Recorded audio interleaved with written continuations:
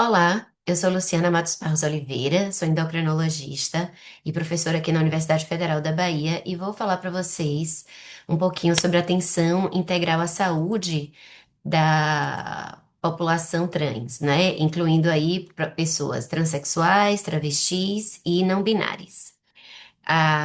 Deixa eu compartilhar aqui os slides.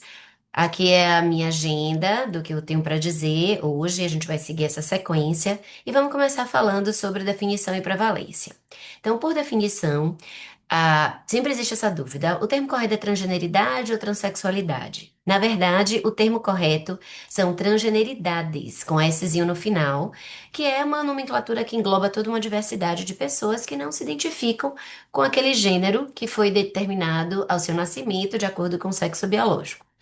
Daí a gente vai ter, imaginando um grande guarda-chuva, as mulheres trans e as travestis, que são identidades femininas, né, de pessoas que têm o cariótipo 46XY, mas querem viver e serem aceitas como mulheres.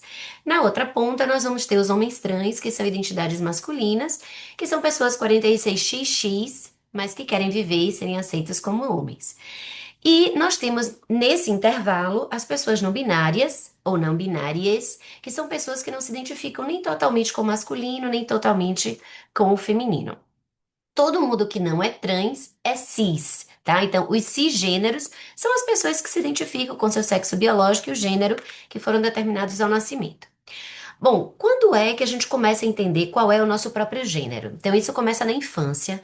A gente já sabe que em torno dos 3 anos, uma criança é capaz de dizer: meninos têm essas características, meninas têm essas características, e mais ou menos em torno dos 6 anos, essa criança vai conseguir dizer se ela é um menino ou se ela é uma menina. Mas isso é muito baseado no que ela vivencia na sua vida, com as pessoas que ela conhece, as referências que essas pessoas passam para ela. Então, é frequentemente assim, as meninas vão brincar de boneca, de casinha, vestir rosa, né? Inclusive, os brinquedos de meninas geralmente têm a cor rosa, até a bola, né? Que é um brinquedo que é para todas as pessoas, é cor de rosa na infância. E para os meninos, podem dizer, não, mas menino pode correr, brincar de bola, jogar super-herói, ter toda subir em árvore, ficar sem camisa. Então, sim, então várias coisas que isso pode ajudar nessa construção, e às vezes a criança vai dizer isso, né? Rosa é de menina, azul é de menino, que a gente vê também que isso é uma construção da década de 60 para cá, tá? Antes disso era o inverso. E eu gosto de mostrar sempre essa fotinha, porque é uma foto de uma cozinha, que antigamente era totalmente associada ao mundo feminino, mas nessa propaganda você já vê que ela é azul e branca, e ela tá aqui com um menino também participando dessa brincadeira, porque nós temos que desconstruir gênero em brinquedos, pelo menos, e deixar as crianças serem o que elas quiserem, né? Até porque, quando a criança vai verbalizar se ela é menino ou menina, além dela usar aquele referencial, ela pode também rejeitar um gênero pela referência que ela tem. Tipo, o pai é muito agressivo, bate na mãe. Então, aquela criança pode dizer: eu não sou menino, porque eu não sou igual a ele, eu quero ser diferente. E uma menina pode dizer: não, eu não sou menina, porque eu não gosto de vestido, eu gosto de subir em árvore, né? Eu não quero ficar brincando de boneca. E se esse é o mundo das meninas, eu não sou menina. Só que o que se viu é que, à medida que essa pessoa vai crescendo, ela vai entendendo que existe uma grande diversidade muito grande de homens e mulheres, de preferência por cor, padrão de comportamento, e que não é isso que determina gênero.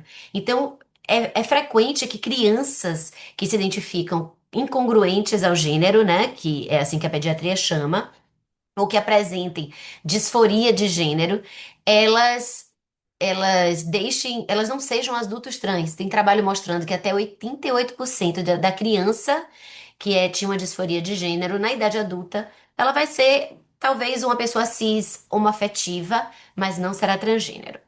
E nesse processo todo, essa criança precisa de apoio, a família precisa de muito apoio, até porque a nossa sociedade é muito preconceituosa e acaba culpando os pais de tudo, né? Ainda mais pais que acolhem e apoiam. Então, existem alguns grupos de apoio, o Mães do Arco-Íris e Famílias pela Diversidade estão presentes em quase todo o território nacional e eles conseguem dar um apoio para essa família, né? Além de suporte psicológico, que é importante nesse processo, né? O que se sabe é que permitir que crianças e adolescentes tenham uma transição, mesmo que social, ou seja, usem o nome que quiser, brinquem com os brinquedos que quiserem, usem as roupas que quiserem, isso melhora a saúde mental, reduz depressão, reduz ansiedade, reduz automutilação e tentativas de suicídio. Bom, mas quantas pessoas trans existem no Brasil? Então, durante muito tempo a gente ficou sem saber. O que a gente sabe é que no mundo dá mais ou menos de 0,5 a 1,3%. Mas esse trabalho, publicado em 2021, estudou todas as grandes regiões, entrevistou mais de 6 mil pessoas adultas e viram que 0,7% da população trans é transgênero binário, ou seja, mulher trans, travesti e homens trans. Mas 1,2% da população é transgênero não binário, ou seja, isso dá quase 2% da população brasileira é transgênero dentro de algum ponto do espectro. E uma das coisas que eu acho que mais me impactaram e me fizeram vir trabalhar com essa população é que a expectativa de vida deles é muito menor do que a população cisgênero. Então, a gente não tem dados oficiais, porque nos atestados de óbito, nas ocorrências, dificilmente tem um lugar para você marcar que aquela pessoa que morreu era trans. Então, tá registrado que morreu um homem ou morreu uma mulher, independente se é uma pessoa retificada, não retificada, coisas assim.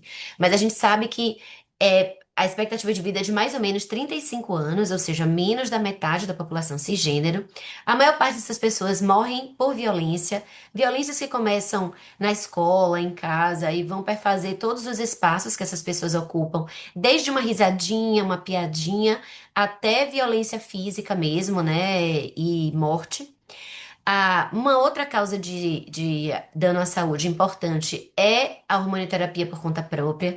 Durante muito tempo, as pessoas se hormonizavam por conta própria. Até hoje ainda tem muita gente assim, porque a medicina não abraçava essa pauta, né, não acolhia essa população. E foi aí que eu achei que tinha um espaço que a gente, como endocrinologista, tinha como ajudar. As pessoas também podem morrer por complicação de infecções sexualmente transmissíveis. Frequentemente as pessoas são colocadas para fora de casa ainda na adolescência, não têm nenhuma formação de trabalho, acabam indo para a prostituição. E na prostituição elas ganham mais se elas se permitirem que a parceria não use preservativo. Então, a acabam sendo expostas a infecções sexualmente transmissíveis e isso pode levar ao óbito. Saúde mental. Saúde mental é um grande problema. Então, existe um grande percentual de pessoas que morrem realmente por suicídio. Isso vem decorrência da disforia de gênero. O que que é disforia? Disforia é um grande desconforto que a pessoa sente por alguma coisa relacionada ao gênero. Pode ser ouvir o nome civil, pode ser pessoas que usam pronome errado. Pode ser olhar seu próprio corpo no espelho, ou quando toma banho e tem que tocar no corpo. Então, qualquer coisa que remeta a um gênero e cause um desconforto naquela pessoa é disforia de gênero. E depressão. A gente sabe que até 40% da população trans pode ter um comprometimento de saúde mental, como depressão. Isso precisa ser tratado, tá? Não é porque a transgeneridade é uma doença psiquiátrica, mas o meio que essa pessoa vive, os desafios que ela enfrenta, as violências que ela sofre são fatores de risco para depressão. E por fim, a silicone industrial, que eu vou falar um pouquinho no final dessa apresentação, que é feito na casa de alguém de forma sem nenhuma asepsia, sem nenhuma analgesia, sem nenhum controle, coloca uma substância que não é inócua ao nosso corpo e pode ter várias complicações. Bom, os desafios no momento de atender uma pessoa trans. Então, acho que a primeira coisa que eu gosto de falar é em relação a ter um acolhimento adequado e uso de nome social. Realmente, o nome social é um direito de todos os cidadãos, né? A pessoa não precisa de dizer um nome compatível com o que está no RG, e ela pode exigir isso, já está na lei. A gente pode, inclusive, trocar CPF para nome social, cartão de banco para nome social, tá? Nome social realmente é uma coisa séria. E os prontuários podem ser feitos em nome social. Obviamente, tem que ter o nome civil também. Só que o que a gente faz é colocar o nome civil num local que não seja visualizado, né? E que dessa forma a gente consiga preservar um pouco da identidade dessa pessoa. O acolhimento adequado no sentido de olhar no olho, tentar passar uma linguagem corporal sem preconceito, né? Porque a gente sabe que às vezes você está falando todas as palavras corretas, fazendo tudo que está no correto, mas sua linguagem corporal não está a mais adequada. Uma linguagem sempre acessível, né? Na medicina a gente tem muitos desafios em relação a isso, porque a gente tem o nosso Medicaid, mas tentar realmente trazer uma linguagem mais simples para que a pessoa entenda sobre o que você está precisando falar e explicar o que tipo de informação que você precisa obter. Não ver se aquelas perguntas que você está fazendo na anamnese tem algum preconceito associado, já pressupõe, então quais drogas você usa, como se você já esperasse que a pessoa usasse drogas, né? Entender que nem tudo que a gente imagina, tem gente que acha que toda pessoa trans está mais exposta ao HIV e às ISTs, então tem comportamento sexual de risco, ou, como eu já falei, uso de drogas, e isso não é verdade. A prevalência realmente é um pouco maior do que na população cisgênero, mas não é uma prevalência tão alta assim que justifique a gente repetir, reproduzir esses estigmas, microagressões e preconceitos, tá? Tentar orientar cuidado preventivo sem julgamento de valor. Então, a pessoa faz sexo anal ou ela tem alguma prática sexual que talvez na sua formação, na sua religião, isso tenha algum valor negativo, mas o nosso papel ali é como técnico e de orientação para reduzir exposição a riscos, o que que pode ser feito. E importantíssimo é tentar trazer a família daquele indivíduo para perto. Frequentemente, as mães, pais, tias, avós vêm para o ambulatório conversar com a gente, tirar as dúvidas, porque às vezes a oposição à hormonioterapia cruzada ou aos procedimentos cirúrgicos vem da desinformação, dos mitos, os medos que as pessoas têm dos hormônios, que eu não acho que não é para ter medo, né? A gente tem que usar hormônio com muita responsabilidade, mas também não é para ter tanto medo assim que aquele seu ente querido faça uso de hormonioterapia cruzada.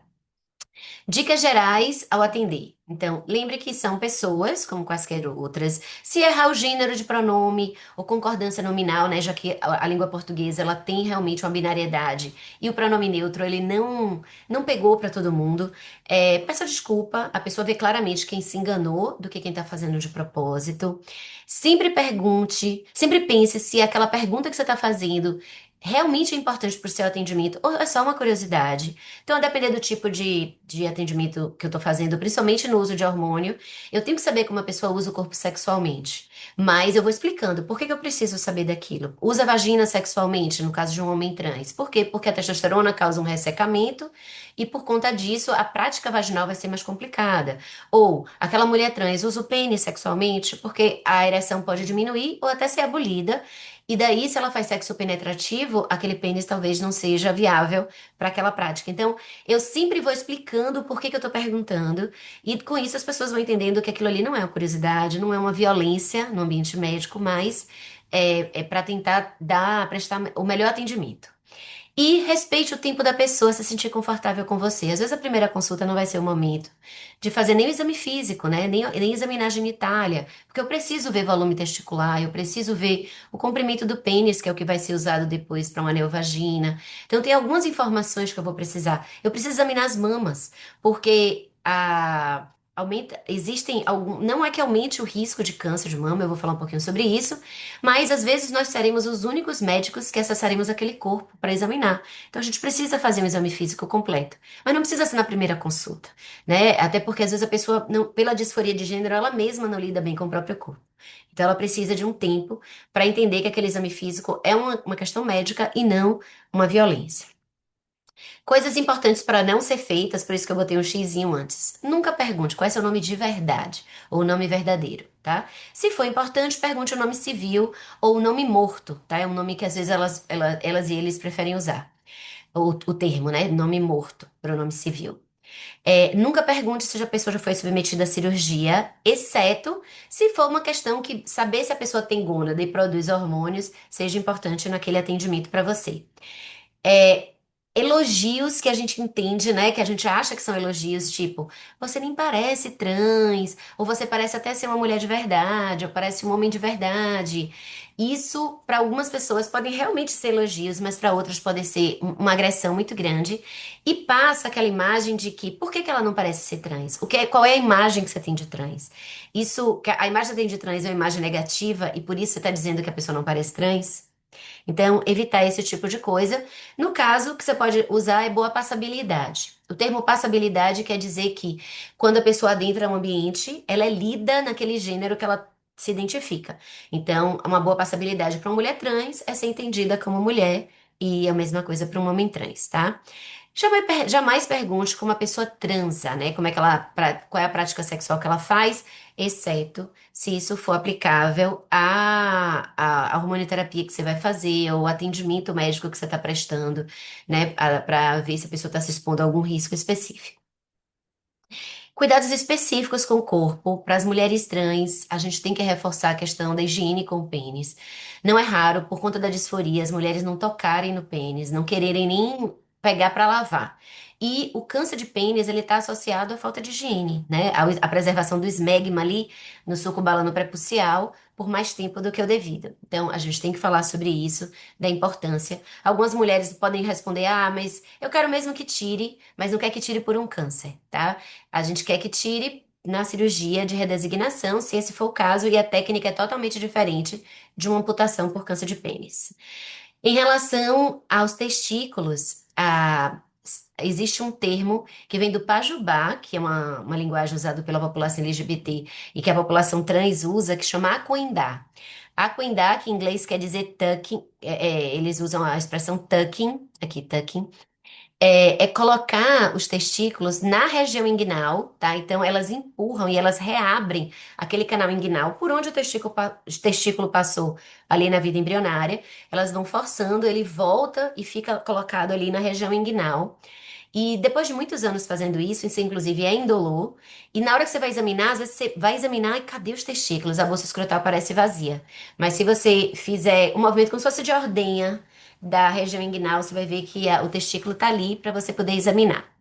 E aí, quando elas fazem o tucking, que ela coloca esse testículo para cima e ela pega o pênis e coloca para trás, né? A depender do tamanho desse pênis, ela prende só com uma calcinha de aquendá, que é uma calcinha mais larga embaixo, ou algumas prendem com fita adesiva, com esparadrapo, né? Que aí a gente orienta. Se quiser, se precisar prender, prenda com micropore, que danifica menos a pele, e lembrar de proteger a ponta desse pênis. Por quê?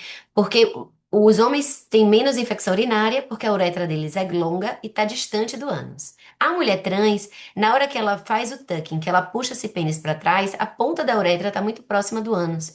Então, isso pode aumentar o risco de infecção urinária também.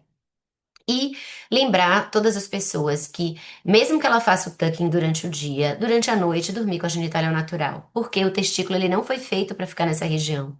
E isso aumenta o risco de câncer de testículo também.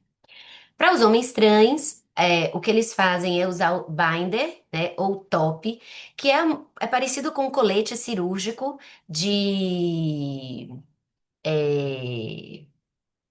para pós-mastectomia, né? É um colete bem forte.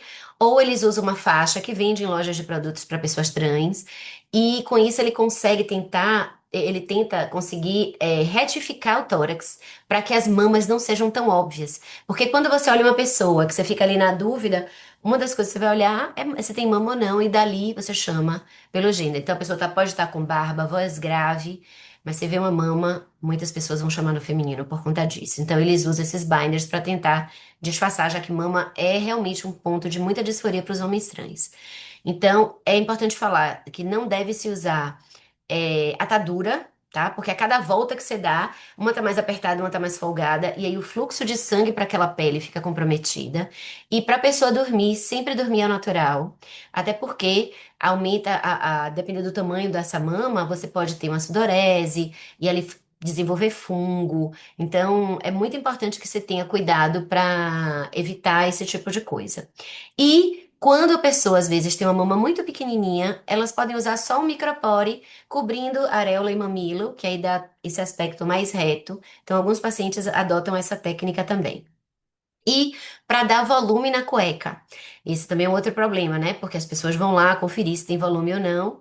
Então, existe uma coisa que chama PEC, que existem de vários tipos, né? Tem o PEC que ele parece um pênis mesmo, e aí a gente tem vários tipos. Tem um que é só para dar volume, tem PEC que é para dar volume e fazer xixi, como esse aqui, que ele tem um orifício, você encosta na vulva e a urina sai pela pontinha. E tem o PEC 3 em 1, que além de poder urinar, você também, ele tem uma, eles chamam de vértebra, né, uma estrutura rígida que você, desculpa, coloca nele e aí ele pode ser usado para penetração. Mas, se a pessoa não tiver condição de um pack, em vez de colocar qualquer objeto para dar volume, porque isso pode machucar a região genital, dá preferência, assim, por meia, né? Coisa que seja mais macia e que ao dormir também esses objetos sejam retirados. Bom, em termos de atenção integral à saúde, é importantíssimo falar sobre atividade física regular e alimentação saudável, porque muitas pessoas estão em condição de vulnerabilidade social, e não frequentam academia, não fazem esporte, né? Além de toda essa discussão que tem em relação a pessoas trans do esporte, o esporte ele é muito binário, inclusive nas roupas, que são roupas que revelam muito sobre o corpo, e isso acaba gerando mais disforia. Falar sobre as condições de moradia, se a vacinação está em dia, porque frequentemente não estão, né? A pessoa parou de frequentar posto de saúde para as vacinas porque não respeitava o nome social. Fazer uma avaliação clínica mesmo, de rotina, checar tudo, fazer exame físico geral, pedir exames laboratoriais de rotina gerais. A avaliação da saúde mental é super importante porque 40% da população pode ter depressão, ansiedade, e desse desfecho, a partir daí, ter automutilação e ter tido já tentativas de suicídio, então a gente precisa cuidar disso. E, além disso, a hormonioterapia, um dos efeitos colaterais principais é mudar comportamento e neuroquímica cerebral e pode piorar comportamentos de depressão e ansiedade. Se são homens trans, lembrar que os homens trans são vaginados, a menos que eles tenham sido operados, então eles precisam sim de acompanhamento ginecológico. A gente tem que ter uma ginecologista ou um ginecologista que seja acolhedor, que não pressuponha que as pessoas são heterossexuais, que aquele homem trans, por ser homem, não usa a vagina sexualmente, né? Tentar desconstruir um pouco. Aqui na Bahia a gente tem nos ambulatórios de atenção especializada, a gente tem profissionais super qualificados para isso. E atendimento obstétrico também. Aqui na Bahia a gente já tem 11 bebês nascidos de homens trans e é importante que seja um ambiente acolhedor, que aquele homem entenda que é um direito dele usar o útero que ele tem para ter um filho e que treinar a equipe, né, para não chamar de a mãezinha, a gestante, né? Entender que ele é um homem, mas que está gestante, né? É o gestante. Interação da hormonização cruzada com outras medicações, principalmente com a TARV, né, que é a terapia antirretroviral para o HIV, mas em relação a isso, há uma redução da meia-vida dos hormônios, não da TARV. Então, não prejudica o tratamento para o HIV. Rastreio de câncer de próstata, né? Lembrar que as mulheres trans, elas têm próstata, mesmo aquelas que já fizeram cirurgia de genitália, não se mexe na próstata e a gente precisa rastrear, né, com PSA. Todas as pessoas que têm mama precisam rastrear para câncer de mama quando chega a idade. Não existem guidelines específicos para pessoas trans. O que a gente tem é seguindo os guidelines de pessoas cis. Alguns autores dizem que mulheres trans que usam hormônio há mais de 5 anos deveriam rastrear para câncer de mama, mas não tem muito um fundamento em relação a isso, exceto se a pessoa estivesse usando doses muito altas. Os trabalhos que vieram depois mostraram que assim, aquela mulher trans, o risco dela aumenta comparado a um homem cis, mas se iguala o da sua irmã cisgênero, certo? Então, ela agora se comporta como uma pessoa do sexo feminino da sua família. Então, se a família tem um risco para câncer de mama, a gente precisa acompanhar isso mais de perto. E para os homens trans que não foram mastectomizados, a gente precisa continuar acompanhando também, tá? E na gineco, eles vão fazer o rastreio, né, de câncer de útero e ovários com a ultrassonografia. Até porque houve um tempo que se achava que os homens trans tinham uma prevalência maior, mas depois se viu que era porque eles não iam ao ginecologista para detecção de HPV e fazer tratamentos específicos para o HPV. E o HPV está associado ao câncer de colo de útero.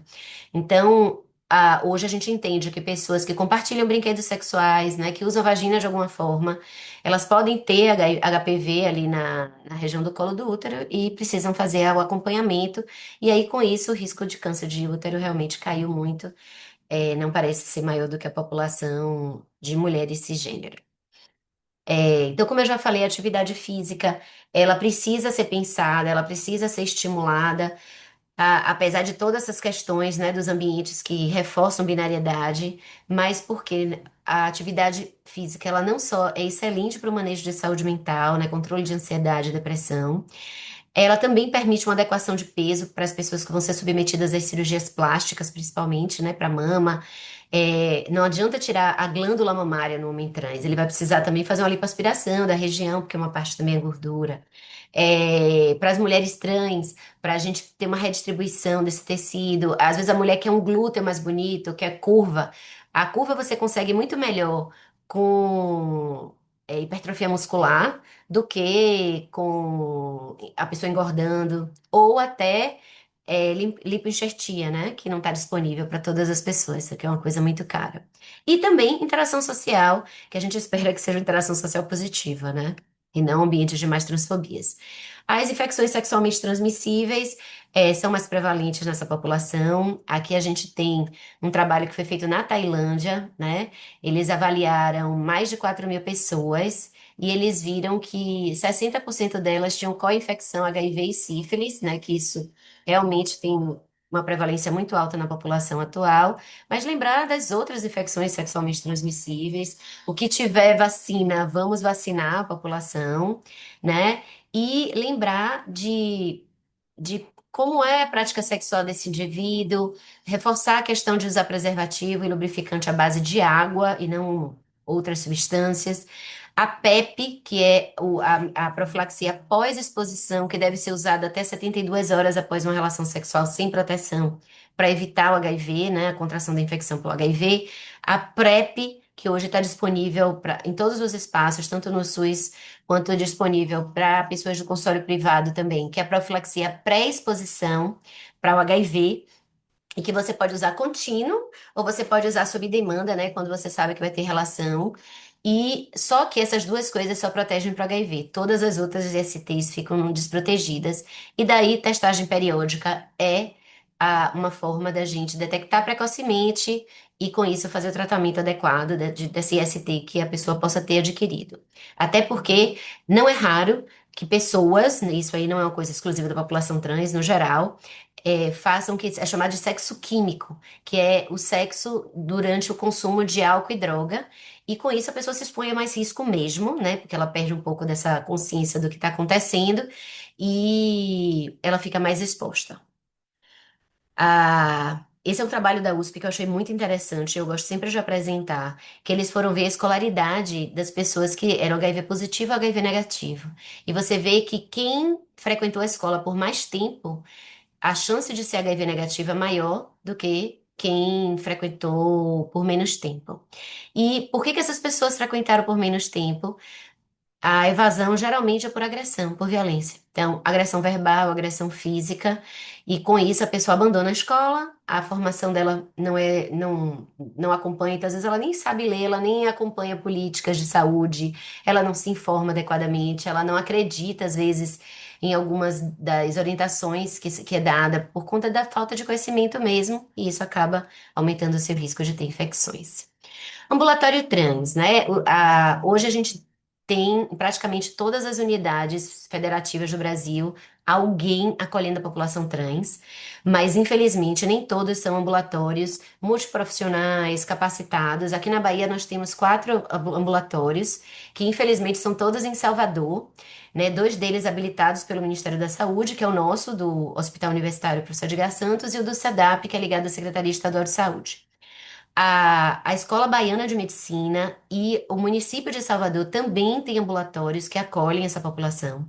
São ambulatórios porta aberta, ou seja, a pessoa basta ser trans e se apresentar e dizer que quer ser acompanhada lá para serem acolhidas.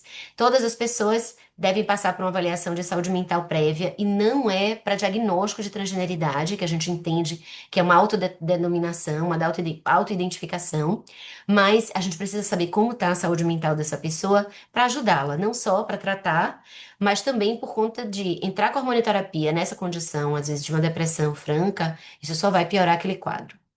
E A gente precisa ter um termo de consentimento assinado, né? Os pacientes adultos devem assinar.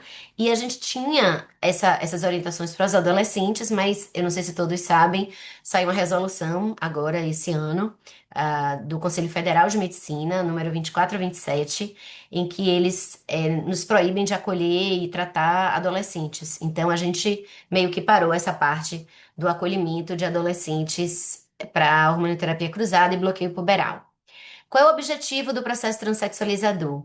É fazer a pessoa se sentir confortável com seu corpo e com sua identidade, e dessa forma a gente vai aumentar o bem-estar psicológico, permitir que a pessoa se autorrealize, né, e tenha aquele corpo que ela deseja, mas é importante entender que a hormonioterapia e as cirurgias vão ser feitas se o indivíduo desejar. Nem toda pessoa trans quer passar por hormonioterapia ou qualquer cirurgia. E às vezes a pessoa quer uma coisa ou outra. Então a gente vai precisar realmente adequar a, a, a demanda de acordo com a vontade daquele indivíduo, né? O que é que a gente vai oferecer de tratamento de acordo com o desejo daquele indivíduo. No processo transexualizador, a portaria que norteia todo o nosso atendimento é essa portaria do Ministério da Saúde 2803 de 2013, que permite que a gente cuide apenas de pessoas acima de 18 anos para a hormonioterapia e aí cirurgia só para os maiores de 21. Nessa portaria também eles só contemplam homens e mulheres transexuais e as travestis. Mas as pessoas não binárias têm chegado, principalmente aquelas pessoas não binárias que querem tirar a binariedade do corpo.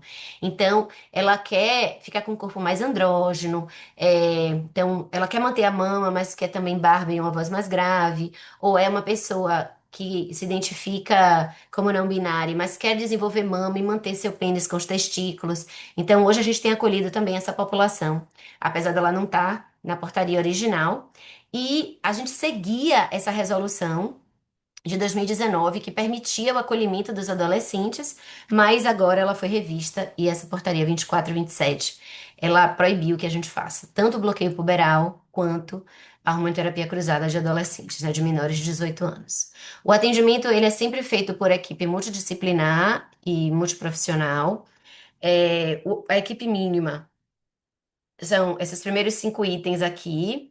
É, e a depender da necessidade, do desejo ou de alguma complicação que a pessoa tenha, a gente pode encaminhar para os demais profissionais. Essa lista só cresce e eu fico feliz com isso porque eu vejo que cada vez mais profissões, mais profissionais estão se interessando em cuidar de pessoas trans e com isso a gente vai melhorando a atenção integral à saúde dessas pessoas, né? Bom, em relação à hormonioterapia cruzada, o que é que eu tenho para oferecer? Então, para os homens trans, que eu coloquei aqui o cariótipo só para ajudar as pessoas a irem fixando. Então, são pessoas de identidade masculina que querem masculinizar seus corpos. A gente vai usar testosterona. No Brasil, a gente só tem testosterona injetável ou em gel. E o objetivo é manter os valores séricos de testosterona dentro dos níveis de normalidade dos homens cis, tá? Essas pessoas não precisam de níveis altos. E não precisa, inclusive, nem estar próximo aos níveis superiores da normalidade, porque vocês vão ver que o receptor androgênico é o mesmo em todas as pessoas. E a virilização, ela vai acontecer dentro do padrão genético daquela pessoa, tá? É importante falar sobre isso, porque essa coisa dessa moda de barba, às vezes ganho de massa muscular, então a pessoa ela acha que basta só botar mais testosterona que ela vai ficar mais virilizada, e isso não é verdade. Vai depender do potencial genético, não é nem o tipo da testosterona e nem a dose. E para os adolescentes, quando era permitido, a gente fazia bloqueador de eixo reprodutivo, e com isso eu desligava o sistema, e só a partir dos 16 anos que essa pessoa poderia começar a usar testosterona se a família consentisse, se aquele adolescente quisesse. Mas hoje isso está em suspenso, como eu já mencionei, apesar de eu não estar de acordo com isso, e a Sociedade Brasileira de Endocrinologia e Metabologia também não, né? A gente fez um posicionamento que foi enviado para o Conselho Federal de Medicina, mostrando que essa nova resolução tem muitos erros, muitas falhas e que hum, vai acabar causando mais dano à saúde das pessoas do que beneficiando. Bom, em relação aos efeitos da hormonização, uma das primeiras coisas que acontecem são os homens pararem de menstruar, né? Geralmente depois da segunda, no máximo terceira dose, eles param de menstruar. E isso porque a gente começa com metade da dose, tá? Eu não começo com a dose plena, que a gente vai depois usar para manutenção, até porque aquela pessoa, o corpo, ele tá se adaptando, ele tá se adequando a a esse novo nível hormonal, que vai ser às vezes 10 a 40 vezes mais testosterona do que aquela pessoa tinha antes. Então, a gente realmente começa com metade da dose para ir dando um tempo da pessoa se adaptar. Depois de uns 3 meses é que a gente aumenta. A mama diminui, muda a voz, aumenta pelos corporais dentro do padrão genético. A gente não tem controle sobre isso, então tem paciente que fala: ah, eu não quero meu corpo muito peludo porque eu não gosto de pelo. Ou eu só quero barba. Ou, doutor, eu não quero barba. Eu só quero que mude a voz. A gente não tem nenhum controle, tá? Onde tiver receptor androgênico, a testosterona vai ligar e o que for o padrão daquela pessoa, daquela família, vai desenvolver. Inclusive, calvície, que eu coloco aqui como efeito da harmonização, mas também entra como efeito colateral, vai dentro do potencial genético daquela família. Seu pai é calvo, seu tio é calvo, seu avô é calvo, seus irmãos são calvos, provavelmente você vai desenvolver calvície. A gente vai poder tratar da mesma forma que a gente trata os rapazes cisgênero, mas existe um risco, tá? Não vai ficar, às vezes, aquele mesma cabeleira que a pessoa tem quando ela começa a harmonizar. O clitóris aumenta. Na literatura se fala que ele pode chegar até 7 centímetros, que seria o tamanho de um pênis pequeno, né? É o percentil 3 da curva de pênis. Então, com uma cirurgia adequada, esse clitóris ele pode ser retificado, o meato posicionado distalmente, mas frequentemente os homens trans eles não querem mexer na genitália e quando querem, eles querem só para fazer xixi em pé. As práticas sexuais já vão ser tão diversas que para eles está satisfatório. Há uma melhora da libido, né? Para alguns pacientes podem chegar até uma hipersexualização, e isso é preocupante, e às vezes incomoda muito, principalmente os homens transcasados com mulheres cis, que não conseguem acompanhar o mesmo ritmo. E há uma redistribuição de massa gorda e massa magra, há uma tendência da gordura se acumular mais na região abdominal, e com isso aumenta os riscos de efeito colateral, principalmente efeitos metabólicos, tipo diabetes, hipertensão, dislipidemia. A gente precisa acompanhar de perto o hematócrito, que hematócritos acima de 50% aumenta o risco de efeito colateral. Pode ter apneia do sono, pode ter obesidade, então tem várias outras coisas. E acne é um efeito colateral super prevalente, mais de 80% dos homens trans vão ter, mas que melhora depois de um ano. Então, e que tem tratamento também, então a gente tem como resolver. Em relação às cirurgias, eu coloquei em vermelhinho o que a gente tem na portaria de 2013, ou seja, é coberto pelo SUS.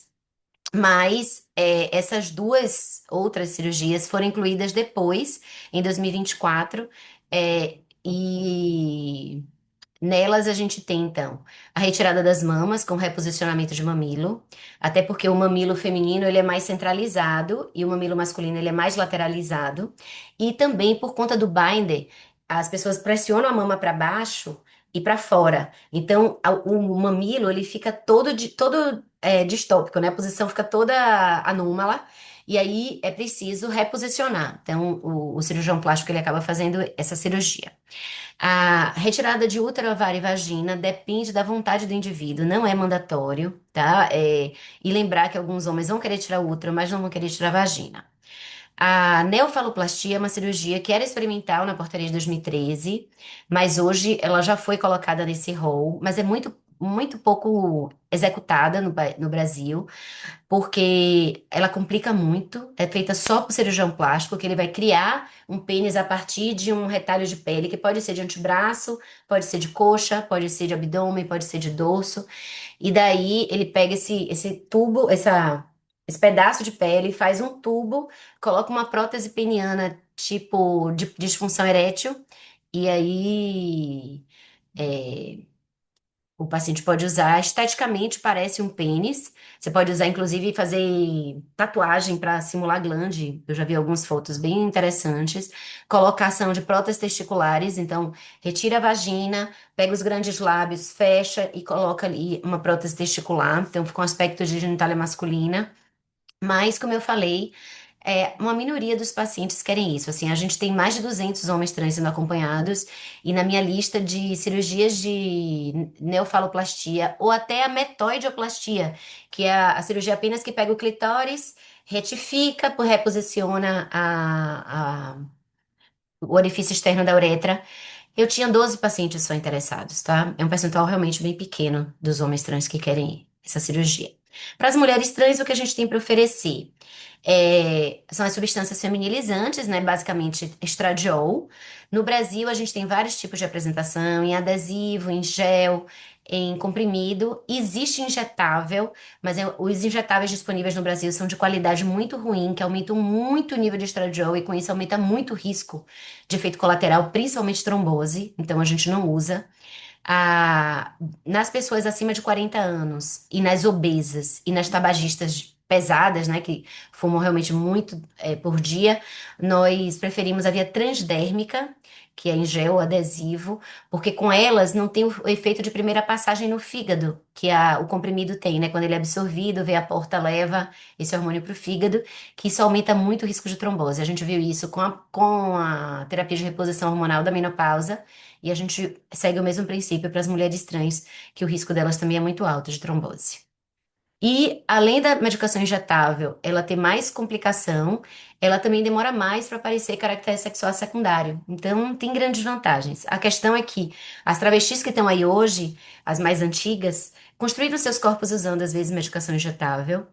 E elas acreditam que aquilo faz bem. E aí elas vão passando aquelas histórias de mitos que vão sendo construídos, né, de cultura popular, mas não tem nenhum fundamento. Não importa a via de administração, o grau de feminilização vai ser dentro do potencial genético de uma pessoa. Então, eu trouxe aqui uma paciente nossa que ela usou, quando ela chegou, você via que o rosto era bem alongado, tinha acne, tinha pelo, e aí depois de menos de 2 anos de harmonização, ela já estava com o rosto mais redondinho. A acne ela usou isotretinoína para tratar, né, que é o Rocutan, e ela fez laser para retirar os pelos. Por quê? Por mais que o meu bloqueador androgênico possa reduzir o crescimento dos pelos, ele não consegue fazer aquela origem, o bulbo piloso que se diferenciou num pelo secundário, ele não vai voltar a ser um pelo fino. Então, isso é uma coisa que é importante a gente ter ciência, tá? E o laser ou a eletrólise são as únicas técnicas que a gente tem que vão conseguir realmente destruir o bulbo piloso e com isso o rosto ficar sem pelos. Mas quando a gente vê esse rostinho redondo, parece que ela engordou, né? Você vê que o rosto antes era alongado e agora tá bem redondinho. E não, esse aqui é o corpo dessa paciente. Você vê que as curvas, tá tudo é redistribuição da gordura, né? De massa gorda e massa magra, que o hormônio faz. Claro que isso aqui é o potencial genético dela. E aqui ela fazia muita atividade física, se alimentava adequadamente. Hoje ela faz doutorado, mora até nos Estados Unidos. E engordou um pouco, então ela já não tem mais essas curvas, mas não é para dizer, ah, não, todo hormônio vai fazer esse corpo. Qual foi o hormônio que ela usou que eu quero usar esse? Não, isso aqui é o potencial genético dela e cada pessoa vai responder dentro do seu potencial, tá? Quais são as cirurgias disponíveis para as mulheres trans e travestis? A redesignação, que as pessoas chamam de mudança de sexo, que é a retirada dos testículos, do pênis e uma construção de uma vagina, que as técnicas que a maior parte dos urologistas usam no Brasil é a partir do pênis, tá? Se usa a pele do pênis e a glande. Aí tem gente que usa essa glande, você esvazia esse pênis por baixo e aí você pode fazer uma eversão dele, faz um furo no períneo e coloca ele lá. E aí essa parte cruenta, que era a parte de dentro, que agora quando você inverteu, ela ficou para fora, ela vai cicatrizar e fixar na musculatura do períneo. E o que era glande vira como se fosse um colo do útero. Só que aí a dificuldade é que as mulheres, para chegarem ao orgasmo, elas têm que manipular esse colo do útero lá no fundo. O nosso urologista, o que ele faz é ele pega a glande, isola o sistema vascular nervoso, né, que fica na parte dorsal do pênis, porque o pênis no corpo humano ele é entendido como na posição ereta. Então essa parte de cá é a parte dorsal. E então ele tira a glande, ele recorta essa glande para diminuir o tamanho e ele faz dessa glande o clitóris. e o resto da pele ele vai usar para fazer a vagina. A tireoplastia e glotoplastia são cirurgias feitas pelo otorrino, que vão fazer a mudança do registro vocal das meninas trans. Existe um tipo de cirurgia que pode ser feito para os homens trans também, para tentar deixar a voz mais grave, mas ela não é muito executada, porque a testosterona já muda a voz, já dá esse ganho. A raspagem do pomo de Adão é feita pela cirurgia plástica ou pelo otorrino. Às vezes, o tamanho da mama que essa mulher deseja, a gente não vai alcançar com a hormonioterapia, porque, como eu falei, vai dentro de um potencial genético daquela pessoa, e como as pessoas cis, tem pessoas de mamas maiores, médias e menores. Então, é uma das exceções no SUS a colocação de prótese de silicone, né? Porque para as pessoas cis é considerada como uma cirurgia estética, mas se entende que para a pessoa trans isso faz parte de um processo de adequação do corpo ao gênero, que é importante para aquele indivíduo, então o SUS contempla. Pode também ser feita só a retirada do testículo para aquela mulher que usa o pênis sexualmente, mas quer tirar o testículo para diminuir a produção de testosterona e com isso reduzir a demanda da hormonioterapia. Então eu não preciso usar bloqueador, nenhuma dose mais alta, eu vou tratá-la como se fosse uma mulher na menopausa, né? E as cirurgias de feminização facial, que podem ser feitas por cirurgiões plásticos ou por bucomaxilo, em que é feita uma raspagem da região frontal, né, para aquelas pessoas que têm uma projeção maior aqui dessa região de supercílio. O ângulo de mandíbula, né? Algumas angulações de rosto que são sugestivas de rosto mais masculino e elas querem feminilizar, então isso é possível. É, de complicação da hormonioterapia, a depressão é a nossa principal preocupação, porque o estradiol ele pode levar a isso, ou pode piorar quadros de depressão. Então, se a pessoa já tem depressão, a gente orienta que faça uso da hormonioterapia de forma controlada, acompanhando, mas antes de começar a hormonioterapia, a gente primeiro compensa a depressão, o quadro depressivo. E aí, depois que ela já tá com a depressão melhorada, a gente entra com o hormônio e vai ajustando, às vezes precisa continuar ajustando a dose do antidepressivo. Mesmo o uso de bloqueador androgênico pode piorar quadros de depressão, tá? Eu tive pacientes uma paciente que ela usou só bloqueador androgênico e ela foi para ideação suicida. Então, realmente a gente precisa ter muito cuidado. Outros efeitos colaterais quando você usa via oral, pode dar alteração hepática, alteração de enzima hepática, pode dar litíase biliar, mas aí a gente troca a via de administração para transdérmica. A gente também pode ter um aumento do risco de trombose, que é o efeito colateral mais comum, mais perigoso. E não só a trombose venosa, como o tromboembolismo, como acidente vascular cerebral, como infarto agudo do miocárdio. Realmente é uma coisa que a gente precisa estar acompanhando de perto. É importante fazer boas escolhas. As mulheres tabagistas, isso aumenta muito o risco. E nunca usar etinil estradiol, tá? O etinil estradiol que está presente na maior parte dos anticoncepcionais, mas já está provado que ele aumenta muito o risco de trombose nas mulheres trans. Ele já aumenta nas mulheres cis, mas para as mulheres trans isso ainda fica maior. Então a gente usa ou o estradiol mesmo ou valerato de estradiol, tá? E é, em relação à fertilidade, as pessoas trans, como pessoas cis, podem ter orientações sexuais diversas, né? E aí a parceria vai depender de como essa pessoa trans se identifica. Então, se é uma mulher trans homoafetiva, ela se relaciona com mulheres. Podem ser duas mulheres trans, pode ser uma mulher trans com uma mulher cis.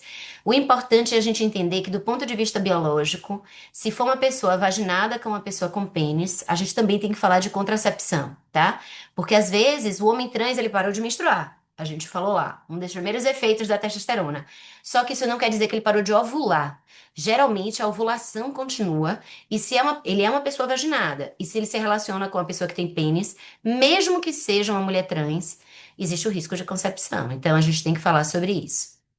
É, a perda de fertilidade é preocupante. Quando a gente trata dos adolescentes, principalmente, eu acho que esse é a nossa grande preocupação, que é um dos únicos pontos que eu concordo com a preocupação da portaria de 24 a 27, número 24 a 27, agora de 2025, que é essa esterilização que a gente acaba fazendo em massa, mas, ao mesmo tempo, a gente tem que entender que as pessoas podem ter direito de tomar suas decisões, né? E lidar com elas. Então, é uma coisa a se pensar.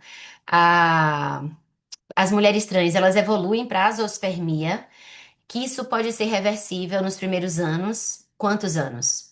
Não sei. Depende do potencial daquela pessoa, quão sensível é aquele testículo. Algumas pessoas com 3 anos já têm uma zoospermia irreversível. Mas tem outras que, como usam hormônio de forma intermitente, interrompem, fazem pausas porque tá sem dinheiro, porque acontecem algumas coisas na vida. Então, a gente não tem como prever. E para os homens trans, não existe uma inibição da função ovariana. Então, se você dosar o LH e FSH estão lá dentro dos níveis fisiológicos, não tem, a ovulação não deixa de acontecer. E por isso que se ele quiser gestar, ele pode só suspender a testosterona para o útero ficar um útero saudável, né, com endométrio saudável, e também a questão de não virilizar o bebê. Aqui, essa foto é de um casal que é acompanhado aqui no nosso ambulatório. São, assim, um dos meus primeiros pacientes e os primeiros a terem um filho aqui na Bahia. Era um casal transcentrado, foi concepção natural e ele pariu e ela amamentou, tá? A gente conseguiu, porque um dos efeitos colaterais da hormonioterapia estrogênica é galactorreia, ou seja, a produção de leite naquela mama. E isso é comum nas mulheres que usam doses muito altas. Mas quando a gente está acompanhando um casal que um homem está gestando e aquela mulher trans já tem mama, tá? Tem uma mama ali M4 de desenvolvimento e ela quer amamentar, tem medicações que você pode usar para estimular a prolactina, né? Não é dar mais estradiol, tá, gente? Porque isso aumenta o risco de trombose. Dá medicações como domperidona, que você pode aumentar a prolactina, que isso vai ajudar na produção de leite. No caso dela, a gente só orientou que colocasse o bebê na mama, para usar como se fosse chupeta, para poder ter estimulação fisiológica mesmo. E aí, nos primeiros 2 meses, ele lactou, né? E após isso, ela assumiu esse processo de amamentação, já que ele foi submetido à mastectomia bilateral. É, No acompanhamento pré-natal de pessoas trans, é importante que a pessoa, o homem trans, ele interrompa o uso de testosterona para poder engravidar, porque ele engravidar com testosterona muito alta, e isso não vale só para os homens trans, não.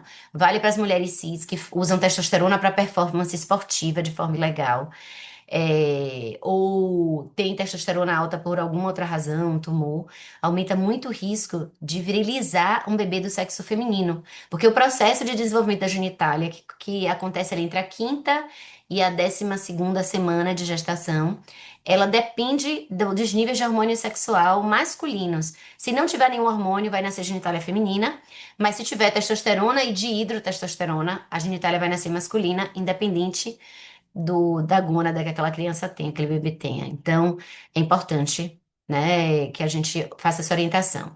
Não há um risco aumentado da gestação. Quando suspende a testa, os níveis hormonais daquela pessoa voltam a ser iguais aos de uma mulher cis, e daí o acompanhamento pré-natal é muito semelhante. A diferença é que você precisa adequar nome, pronome, né, entender que aquilo ali é um corpo virilizado de um homem e que por isso ele precisa ser respeitado. As maternidades têm que ser preparadas com, às vezes, colocar num quarto isolado, né? Tem alguns outros cuidados que, que outras mulheres podem estranhar ter um homem ali junto com elas, né? E lembrar que a via de parto, geralmente os homens trans vão preferir via cesárea, por conta de não gostar da ideia do parto vaginal, mas alguns não, porque as pessoas são diversas. Então, sempre discutir com o gestante qual é a via de parto que ele prefere. E por fim, falar um pouquinho de silicone industrial. O silicone industrial é aquele silicone que é usado para polir pneu, para polir painel de carro. Não é uma coisa usada só por pessoas trans, tá? Essas imagens são de uma revista de cirurgia plástica e são fotos de pessoas cis que injetaram esse silicone. Foi descoberto há décadas atrás, né? Acho que no século XX, que se você injetasse o silicone industrial, ou no músculo ou abaixo da pele, você consegue moldar e dar as curvas para o corpo. Então, você pode fazer uma mama, você pode fazer um glúteo mais redondo, você pode fazer panturrilha para pessoas que não tenham, que tem aquela panturrilha bem fininha. Eu vi fotos de pessoas que fizeram para colocar o peitoral, aquele peitoral masculino, ou para bíceps, trapézio. Olha, Tipo, vocês podem imaginar todos os lugares onde pessoas podem querer, em vez de ter uma hipertrofia muscular, injeta o silicone para isso. Isso aumenta muito vários riscos, né? É feito na casa de alguém, sem asepsia, sem analgesia, a pessoa vai sofrer a dor ali sozinha. É um líquido espesso, então depois, inclusive, para o cirurgião plástico é um desafio tentar remover, porque o corpo às vezes encapsula ou ele vai entremeando na fibra muscular e com isso não tem como raspar sem você tirar aquele músculo e aí você acaba fazendo uma cirurgia mutiladora. Então, pode pegar um vaso sanguíneo, pode cair na circulação, pode comprimir nervo, pode comprimir alguma estrutura vital. Então, é extremamente preocupante. E ele não fica no lugar que você injetou. Eu tenho uma paciente, por exemplo, que ela fez o joelho, porque os homens têm um joelho um pouquinho mais para frente, né? A patela um pouquinho mais destacada, e aparentemente as mulheres cis têm um joelho mais arredondado. Então, mulheres trans querem esse joelho também, e aí algumas injetam silicone ali. Essa minha paciente achou que a perna dela estava tão linda que aí ela resolveu andar antes do previsto, e aí o silicone desceu. Então, ela tem um pé um bolo que parece uma edema de membros inferiores, mas aquilo ali é o silicone mesmo, tá? E algumas pessoas trans usam o silicone industrial porque elas não têm acesso à cirurgia plástica e porque usar os hormônios, principalmente os estrógenos, né, feminilizantes, isso vai comprometer libido, vai comprometer ereção e com isso reduzir potência. E aí a relação sexual pode ser difícil. Então, se ela usa o pênis sexualmente para penetração, usar a hormonioterapia pode ser complicado. E aí elas preferem ir para esses procedimentos em vez de perder o desempenho sexual com o uso da hormonioterapia, né? Mas a gente precisa, enquanto médicos, abraçar isso, né? Então, a portaria de 2013 já traz várias cirurgias plásticas para adequar o corpo. Infelizmente, nós temos poucos centros no Brasil operando. E aí, quando você pensa que 0,7% da população é transgênero binário, não tem como comportar tanta gente. Os centros têm filas enormes, com listas de espera de 5 anos, por conta dessa situação, né? Então, a gente realmente vai precisar ver, enquanto saúde pública, o que mais a gente vai poder fazer para melhorar o acesso às cirurgias, né? Porque aos atendimentos clínicos a gente consegue abraçar de uma forma mais ampla, mas cirurgias não. E como eu falei, os grandes desafios são esses, né? Então, apesar dele entrar como líquido, ele endurece, ele encapsula, ele infiltra, então fica realmente difícil de ser retirado. E às vezes o efeito estético final fica muito pior do que o que a pessoa tá ali naquele momento. Então, às vezes o cirurgião plástico acha que não vale a pena mexer, porque vai ficar pior do que o que tá. Bom, é isso que eu tinha para falar. Eu fico à disposição. Esse aqui é meu e-mail, se alguém quiser mandar alguma dúvida, alguma pergunta, pedir algum esclarecimento. E esse aqui é o meu Instagram, que eu uso para fazer algumas postagens de divulgação de coisas importantes ou para tirar dúvidas, né, pelo direct e postar informações um pouco mais corretas em relação ao cuidado de uma pessoa transgênero. Bom, vou parar aqui o compartilhamento dos slides e pausar essa gravação.